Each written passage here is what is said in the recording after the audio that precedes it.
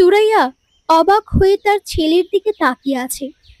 ছেলের নাম ইমান, বয়স 5 বছর 3 মাস, মাথা ভর্তি কোকড়ানো চুল, লম্বাটে ধরনের মুখ। মাঝে মাঝে সেই মুখ কোনো এক বিচিত্র কারণে গোলগাল দেখায়, আজ দেখাচ্ছে। ইমন তার মায়ের বিস্মিত দৃষ্টির কারণ ধরতে পারছে না। সে ভ্রুকুচকে মায়ের দিকে তাকিয়ে আছে।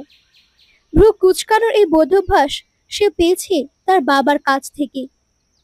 ইমনের বাবা হাসানুজ্জামান অতি তুচ্ছ কারণে ভ্রু কুচকে ফেলেন। সে কুচকানো ভ্রু সহজে মসৃণ হয় না। সুরাইয়া বলল, ইমন, একটা কাজ করো, আমার শোবার ঘরে যাও, ড্রেসিং টেবিলের আয়নার সামনে দাঁড়াও, দাঁড়িয়ে সুন্দর করে হেসে আবার আমার কাছে চলে এসো। ইমন বলল, কেন?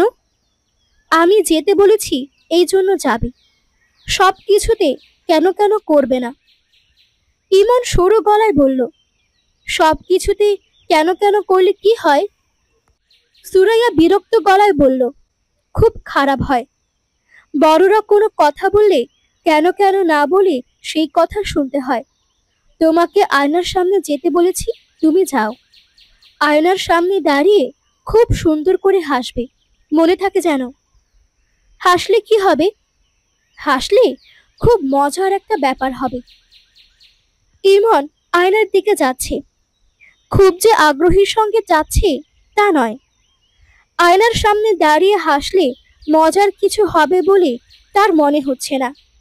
বড়রা যে প্রায় অর্থহীন কথা বলে, এই সত্যি সে ধরতে শুরু করেছে। ইমন আয়নার সামনে গেল, ঠোঁট টিপে ভ্রু কুচকে নিজের দিকে তাকিয়ে রইল। মা হাসতে বলেছেন, না হাসলে মজার কিছু ঘটবে না। কাজেই সে সামান্য হাসল, এত সামান্য যে ঠোঁট পর্যন্ত ফাঁক হলো না।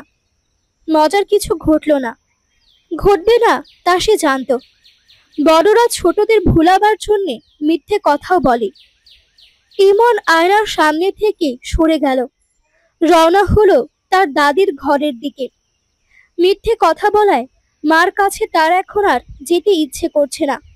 সে ঠিক করলো মায়ের সামনে দিয়েই সে দাদির ঘরে যাবে, তবে মার দিকে ফিরে তাকাবে না। শুধু শুধু আয়নার সামনে দাঁড় করানোয় মার উপর তার রাগ লাগছে। সুরাইয়া মিথ্যে কথা বলেনি। ইমন যদি আয়নার সামনে দাঁড়িয়ে হাসতো, তাহলে সত্যি মজার একটা ব্যাপার ঘটতো। ইমন দেখতে পেত তার সামনের পাটির একটা দাঁত পড়ে গেছে। সামান্য একটা দাঁত পড়ে যাবার জন্য তার চেহারা পাল্টে গেছে, তাকে চেনা যাচ্ছে না। সুরাইয়া আগ্রহ নিয়ে বারান্দায় অপেক্ষা করছে।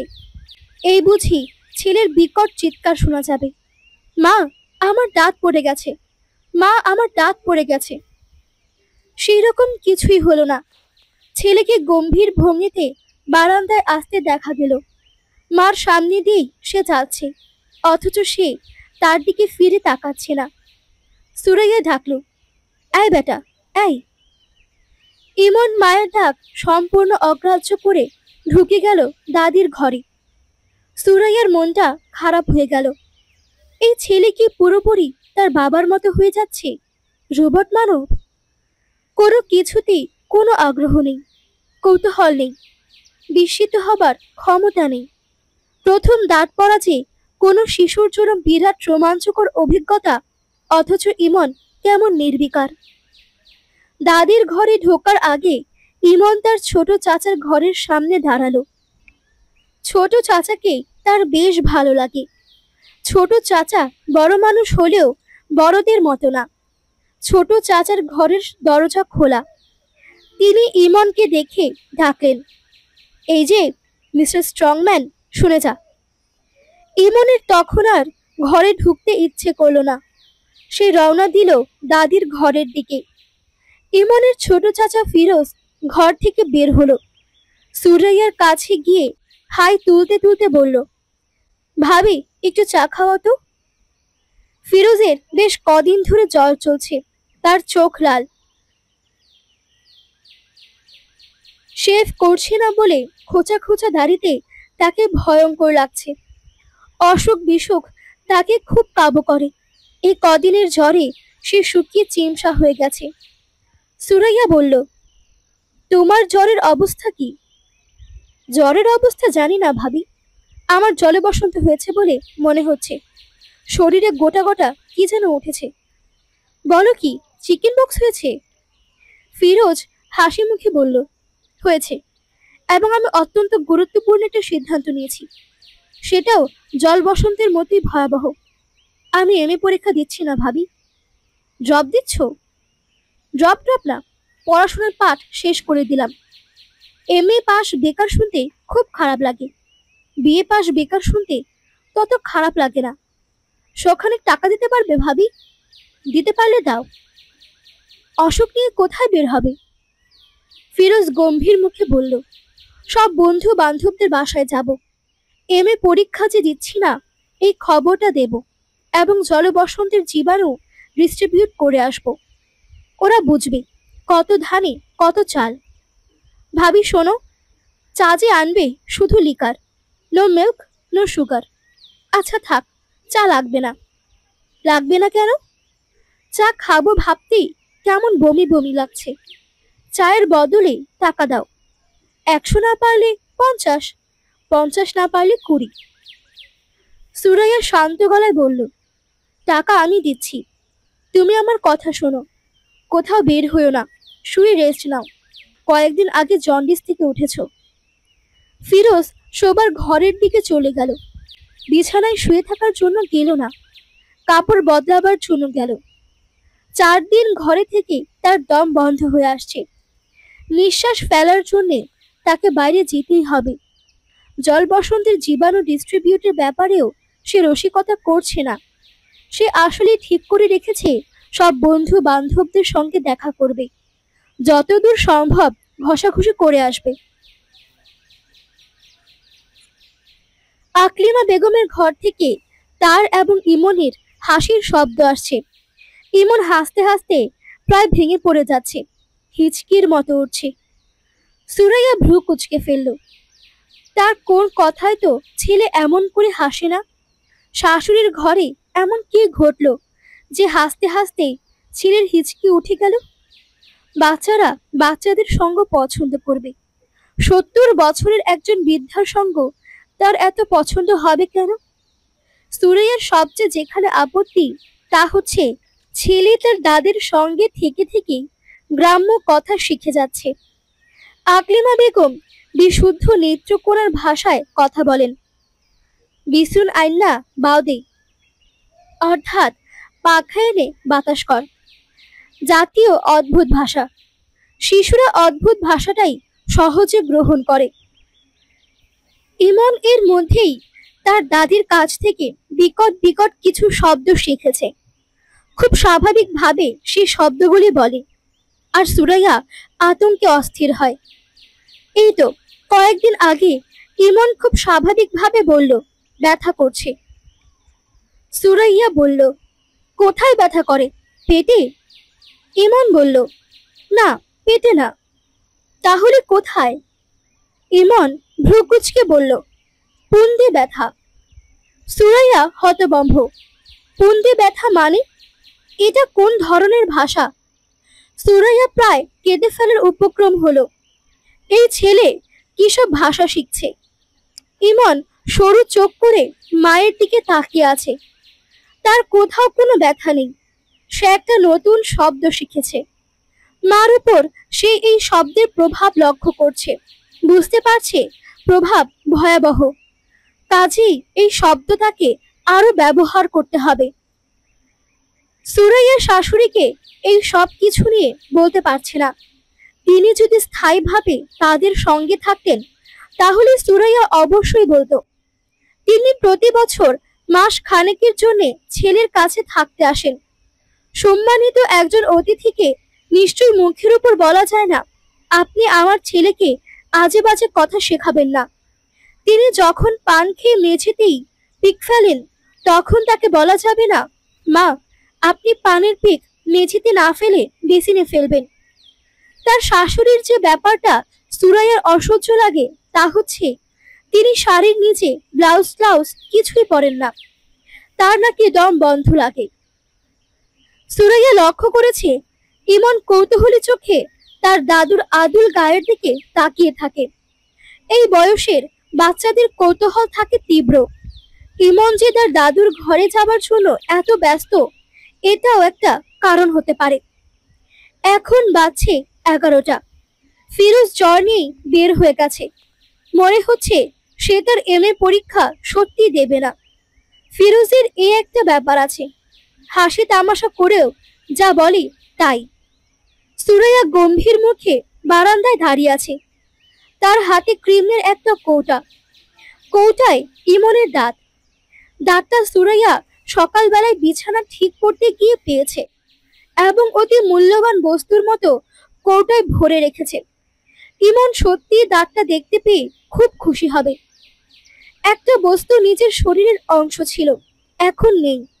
ব্যাপারটার মধ্যে বিরাট নাটকীয়তা আছে। ইমন তার দাদির ঘর থেকে বের হচ্ছে না। আকলিমা বেগম ডাকলেন, বৌমা হুইন্না যাও। সুরাইয়া তার শাশুড়ির দরজার সামনে দাঁড়ালো। তার মনটা খারাপ হয়ে গেল। কি বিশ্রী ব্যাপার! আকলিমা বেগমের শরীরের ওপরের অংশে আজ কোনো কাপড় নেই।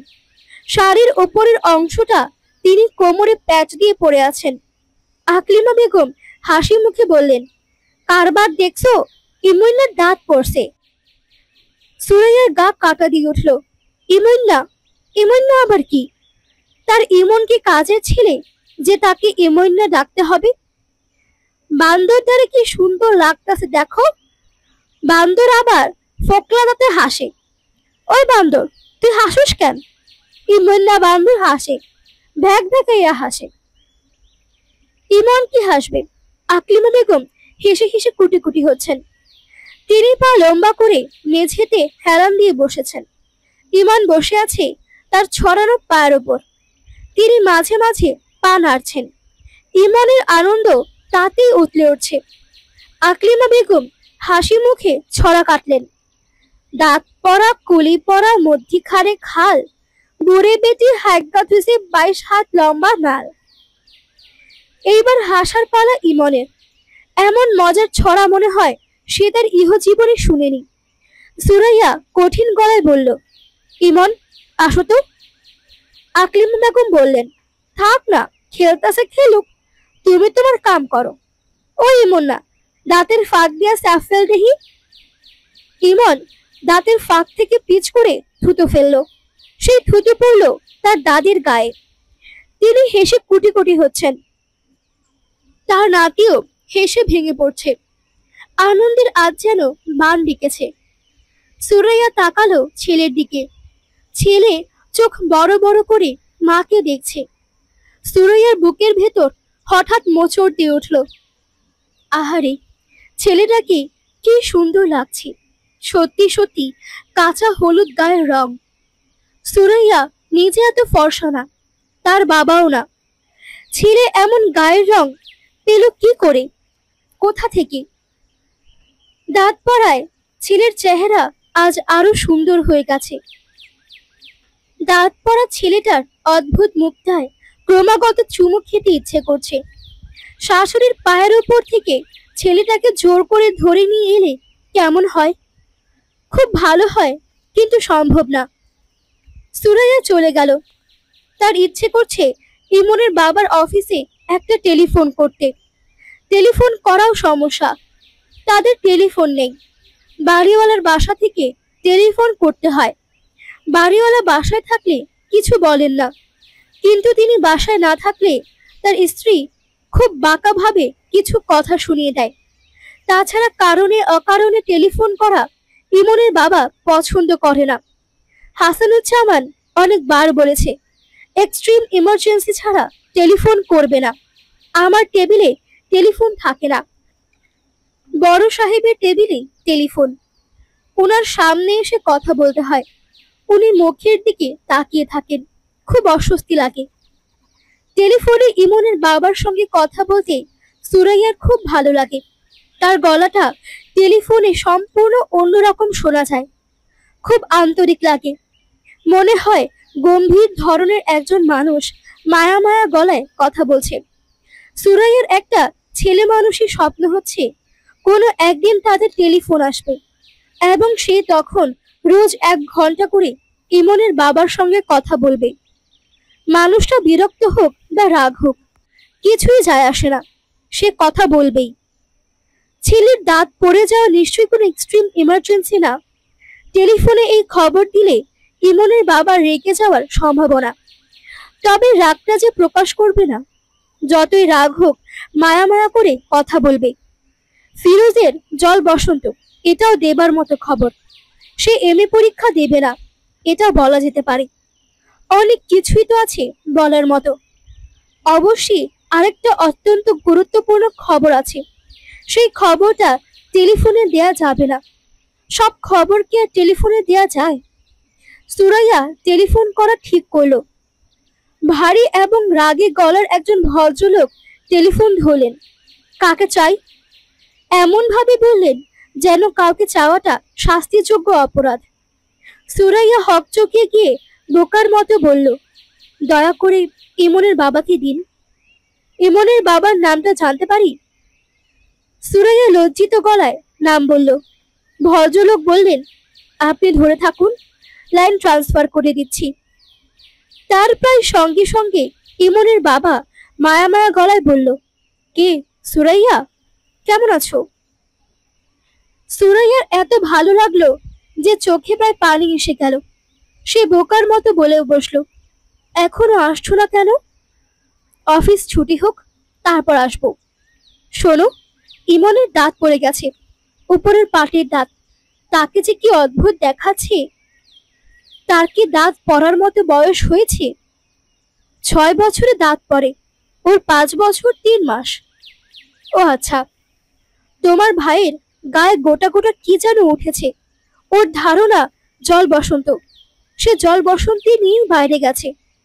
ও আচ্ছা, আমাকে বলছিল সে এমএ পরীক্ষা দেবে না। নিশ্চয়ই ঠাট্টা। আমার কাছে ঠাট্টা বলে মনে হয়নি।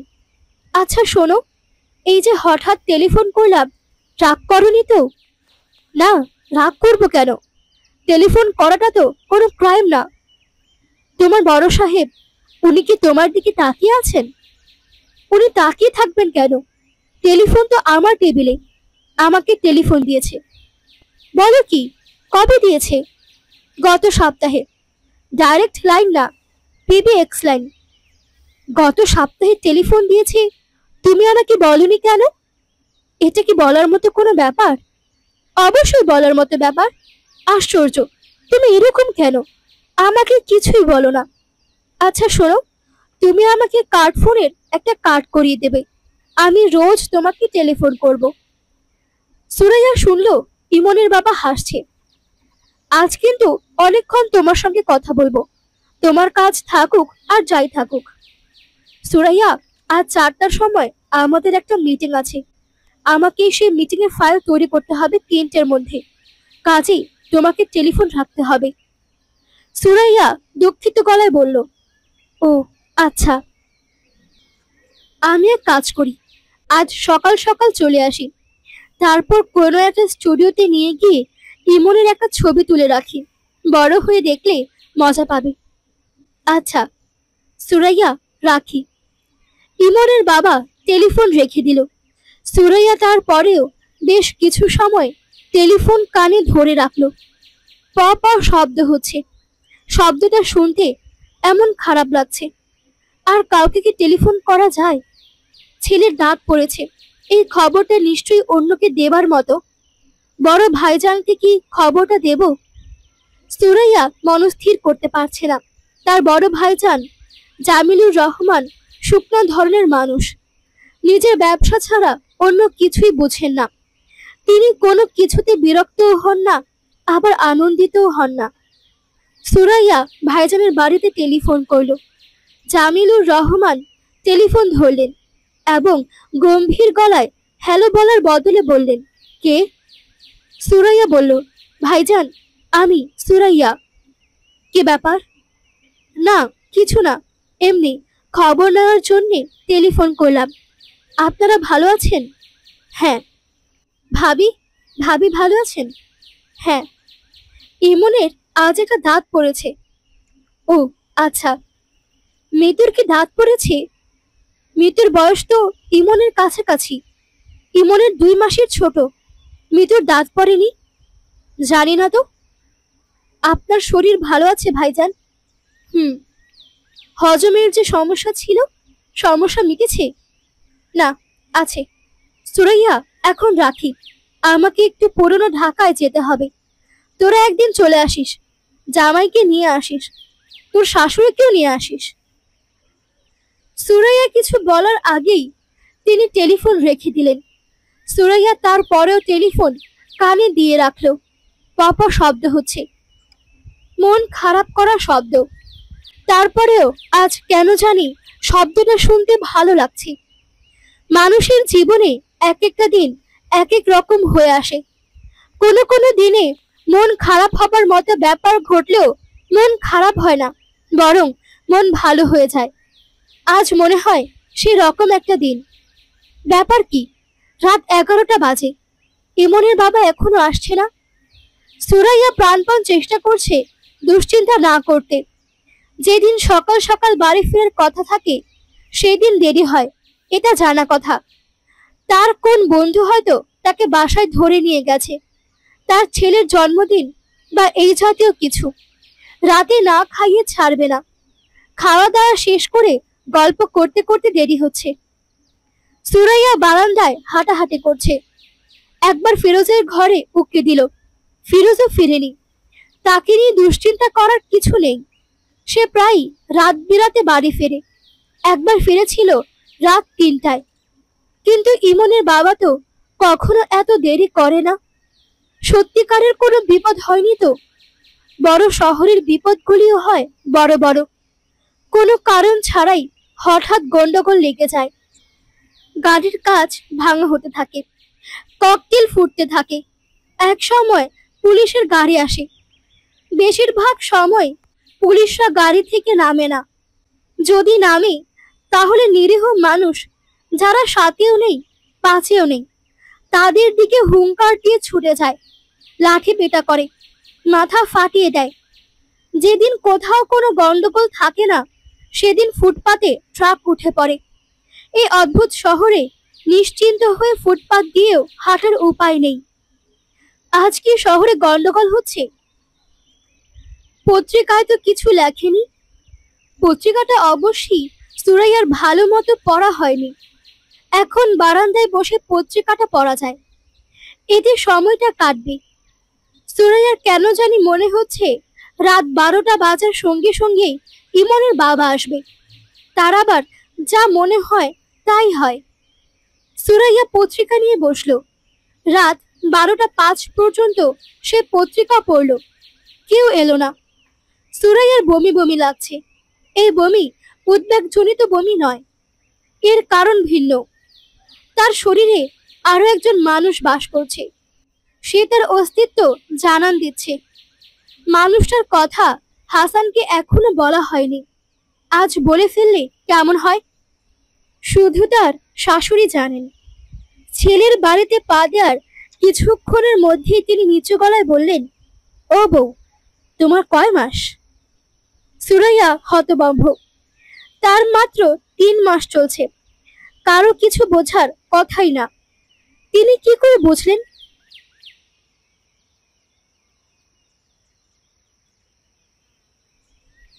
পুরনো দিনের মানুষদের চোখ এত তীক্ষ্ণ।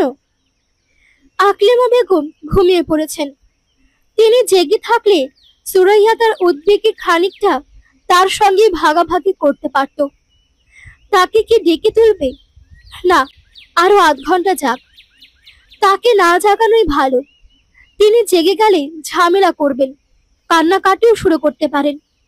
এই বয়সের মানুষদের মাথা ঠিক থাকে না। আকলিমা বেগমের মাথা একটু মনে হয় বেশি রকমের বেঠিক। তিনি রাতে ভাত খেয়ে ঘুমিয়ে পড়েন। রাত 1টা 1:30টার দিকে জেগে ওঠেন। শুরু হয় একা একা কথা বলা, বারান্দায় হাঁটা, মাঝে মধ্যে গানের মতো সুর করে কি জানি বলেন। শুনতে ভালো লাগে। প্রথমবার শুনে সুরাইয়া চমকে উঠে বলেছিল, আম্মা গান গাইছেন নাকি? হাসান বিরক্ত গলায় বলেছে, গান গাইবে কেন? টেনে টেনে কথা বলছে। কথাগুলো কি বুঝতে পারছো? না। উনি কি সব সময় এরকম করেন, না আজই করছেন? প্রায় করেন। ফালতু আলাপ বন্ধ করে ঘুমানোর চেষ্টা করো। সুরাইয়া বারান্দায় বসে আছে।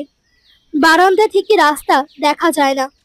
বাড়িওয়ালা তার বাড়ির চারিদিকে উঁচু করে দেয়াল দিয়েছে। দেয়ালে আবার সুচালো লোহার শিক বসানো, যেন চোর দেয়াল টপকে ঢুকতে না পারে। গেট আছে, গেটে দারোয়ান নেই। সব ভাড়াটের কাছে একটা করে চাবি দেয়া। রাতে বিরাতে কেউ ফিরলে চাবি দিয়ে গেট খুলে ঢুকতে হবে। তিনতলা বাড়ির একতলায় দুজন ভাড়াটে থাকেন, তিনতলায়ও দুজন ভাড়াটে, দুই তলার সবটা নিয়ে থাকেন বাড়িওয়ালা। এদের কারোর সঙ্গেই সুরাইয়ার কোনো যোগ নেই। যোগ থাকলে ভালো হতো। আজ এই বিপদের সময় এদের কাছে ছুটে যাওয়া যেত। বিপদে তারা কি করতো না করতো সেটা পরের কথা। সুরাইয়াদের পাশের ডান দিকের ফ্ল্যাটে থাকেন আব্দুল মজিদ সাহেব। বেটে খাটো মানুষ, গাট্টা গোটা চেহারা, মুখে সব সময় পান।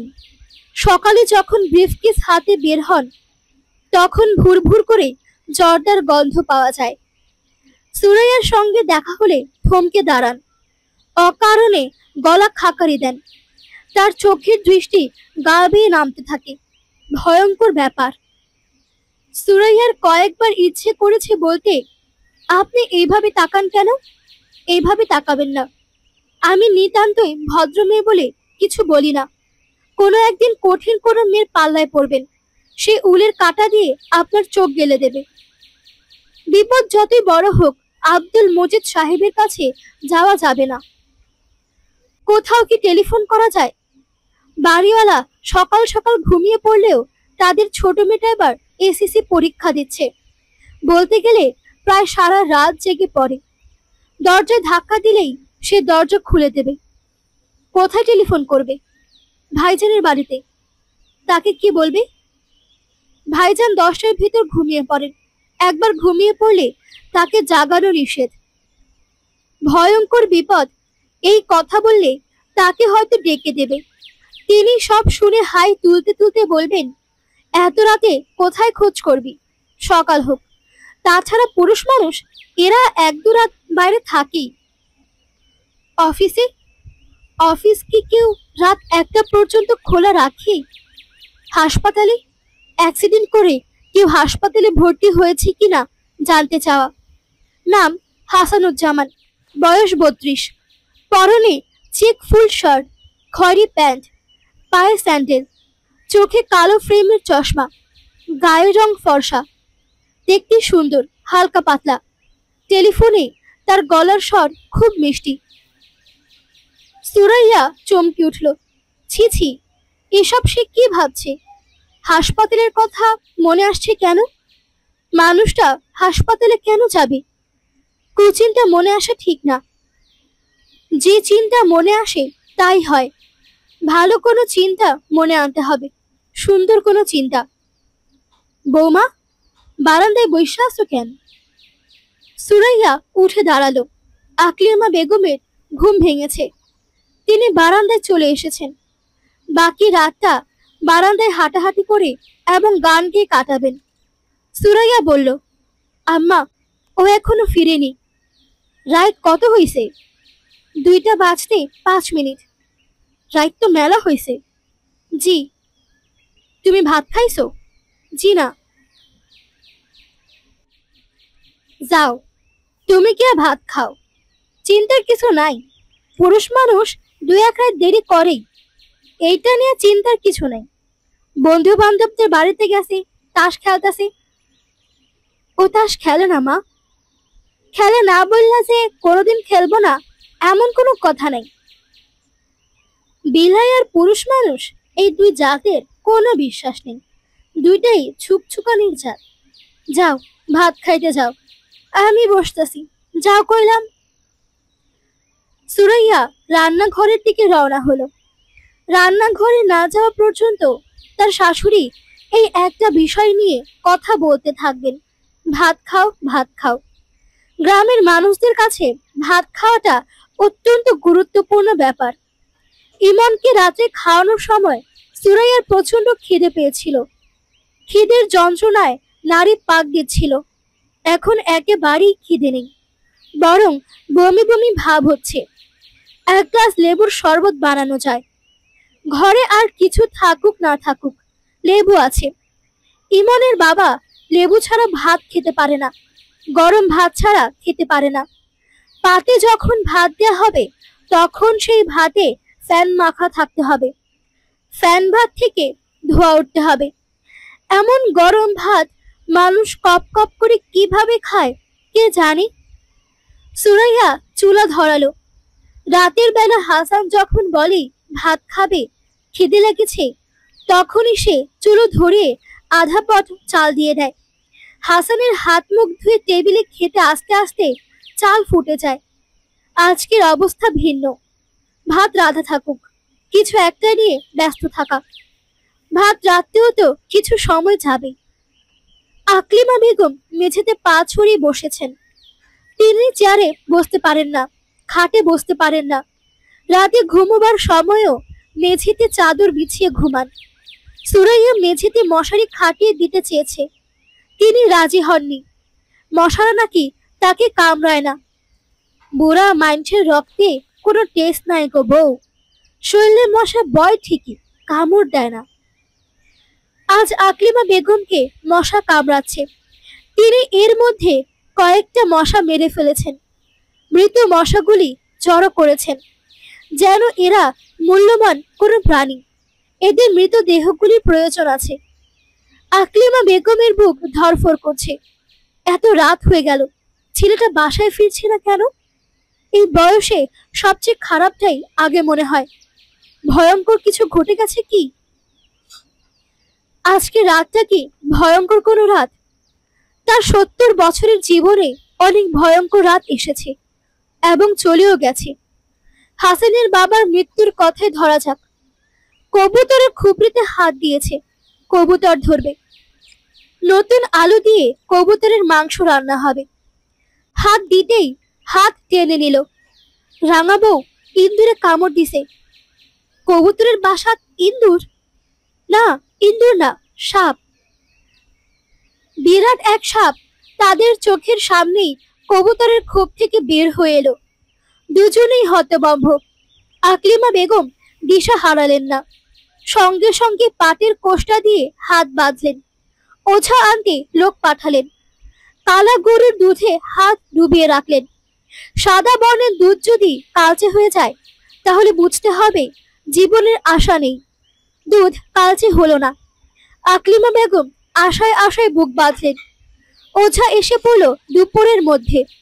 ঘন্টা খানিক ঝাড়ফুঁকের পর বাঁধন খোলা হলো। মানুষটা শান্তির নিঃশ্বাস ফেলে বলল, হাত জ্বললে যেতেছিল, এখন ব্যথা কমছে।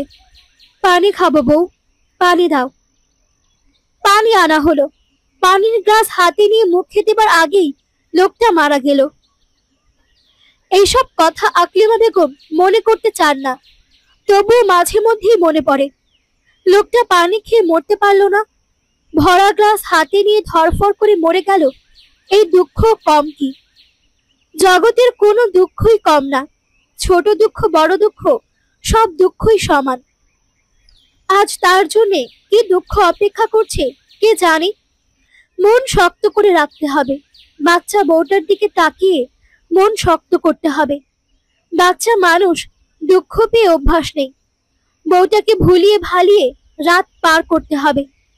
দিনের বেলা যে কোনো কষ্ট সহনীয় মনে হয়, রাতে ভিন্ন ব্যাপার।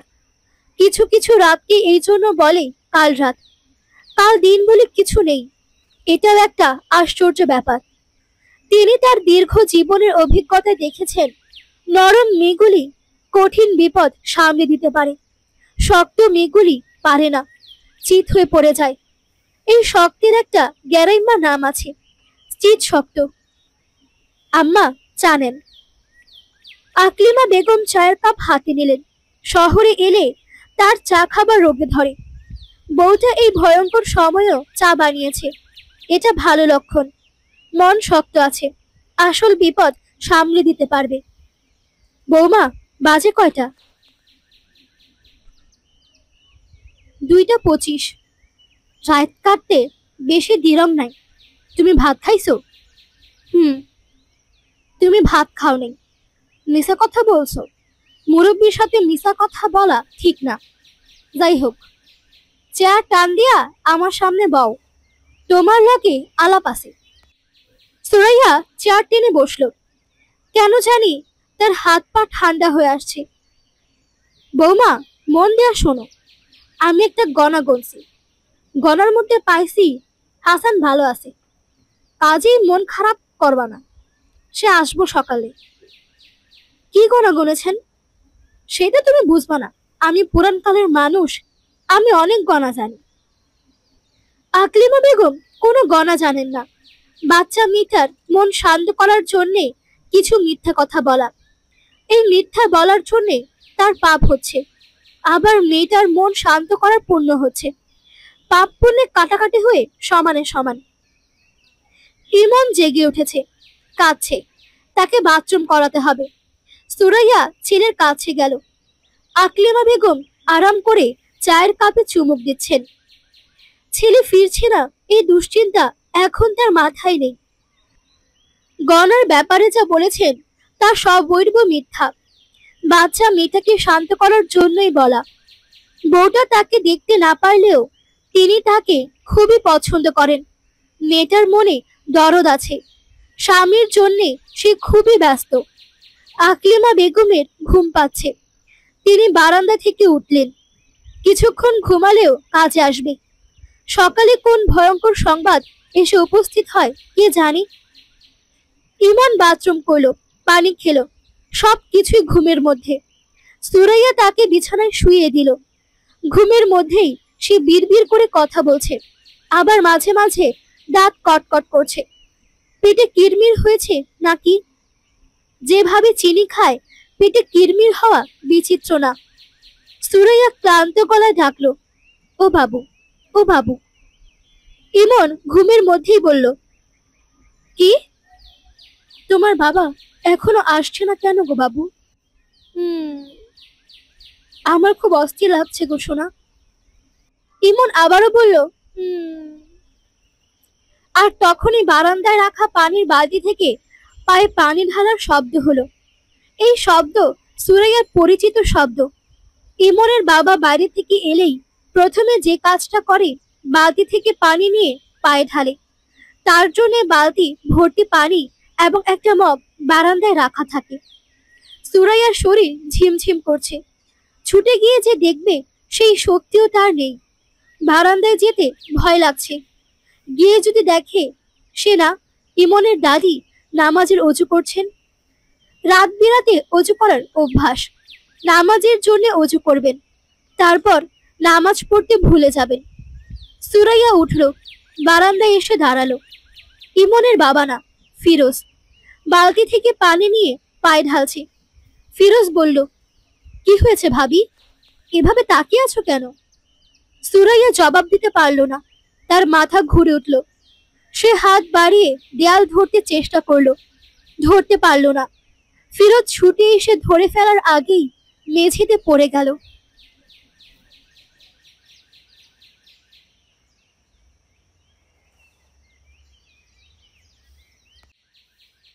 প্রিয় দর্শক বৃন্দ, আপনাদের কাছে আমার একটুখানি অনুরোধ থাকবে।